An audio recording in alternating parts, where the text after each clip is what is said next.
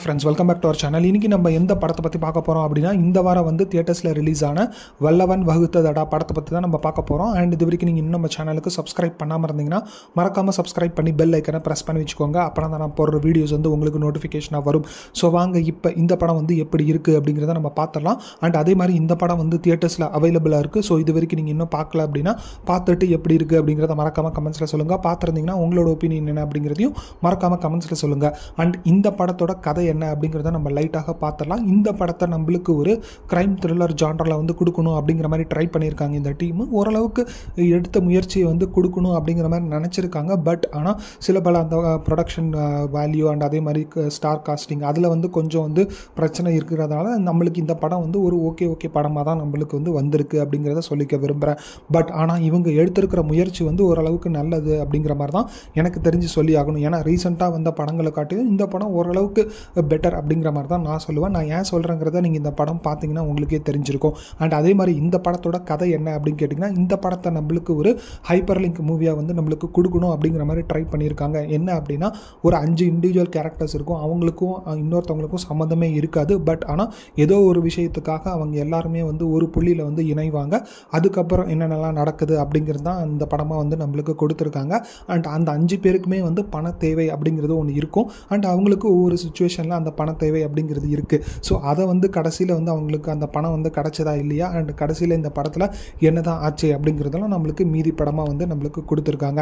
And அதே மாதிரி இந்த படத்தில் பொறுத்த வரைக்கும் ஸ்க்ரீன் பிளே ஓரளவுக்கு டீசெண்டாகவே கொடுத்துருந்தாங்க. அதாவது அடுத்து என்ன அப்படிங்கிறது ஒரு க்யூரியாசிட்டியை நம்மளுக்கு ஏற்படுத்துச்சு அப்படிங்கிறதுல எந்த ஒரு சந்தேகமும் இல்லை. அண்ட் அதே மாதிரி குறிப்பாக ரைட்டிங்கும் வந்து ஓரளவுக்கு நீட்டாகவே கொடுத்துருந்தாங்க. மேபி இந்த படத்தில் வந்து இன்னும் கொஞ்சம் தெரிஞ்ச ஆக்டர்ஸ்லாம் வந்து நடிச்சிருந்தாங்க அப்படின்னா மேபி இந்த படம் வந்து கொஞ்சம் பேசும் படமாகவே இருந்திருக்கும் அப்படிங்கிற மாதிரி தான் எனக்கு தெரிஞ்சு சொல்லி ஆகணும்.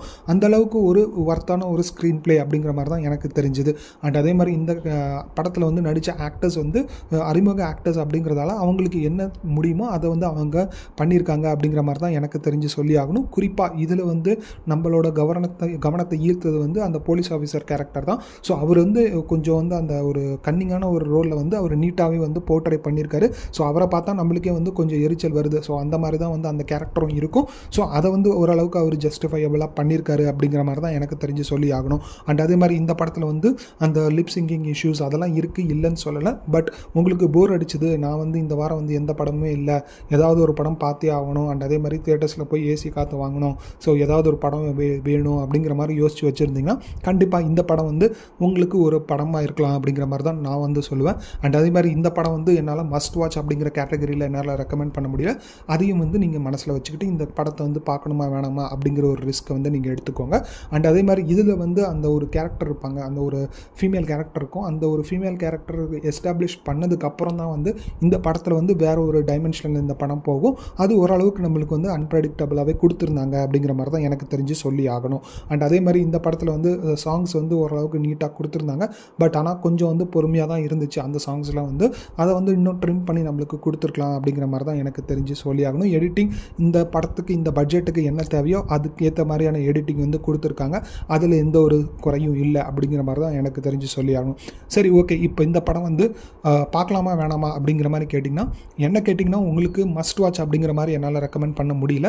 பட் உங்களுக்கு போர் அடிக்குது, ரொம்ப போர் அடிக்குது, நான் வந்து ஏதாவது ஒரு படம் பார்த்தே ஆகணும் அப்படிங்கிற மாதிரி யோசிச்சு வச்சுருந்தீங்கன்னா கண்டிப்பாக இந்த படம் வந்து நீங்கள் ட்ரை பண்ணி பார்க்கலாம் அப்படிங்கிற மாதிரி தான் நான் வந்து உங்களுக்கு ரெக்கமெண்ட் பண்ணுவேன். அவ்வளோதான் ஃப்ரெண்ட்ஸ் இந்த வீடியோ பிடிச்சிருந்ததுன்னா லைக் பண்ணி ஷேர் பண்ணி கமெண்ட் பண்ணுங்கள். மறக்காம நம்ம சேனலுக்கு சப்ஸ்கிரைப் பண்ணாமல் இருந்தீங்கன்னா சப்ஸ்கிரைப் பண்ணி பெல் ஐக்கனை ப்ரெஸ் பண்ணி வச்சுக்கோங்க. அப்போ தான் நான் போடுற வீடியோஸ் வந்து உங்களுக்கு நோட்டிஃபிகேஷனாக வரும். தேங்க்யூ ஃப்ரெண்ட்ஸ், தேங்க்ஸ் ஃபார் வாட்சிங் திஸ் வீடியோ. பை.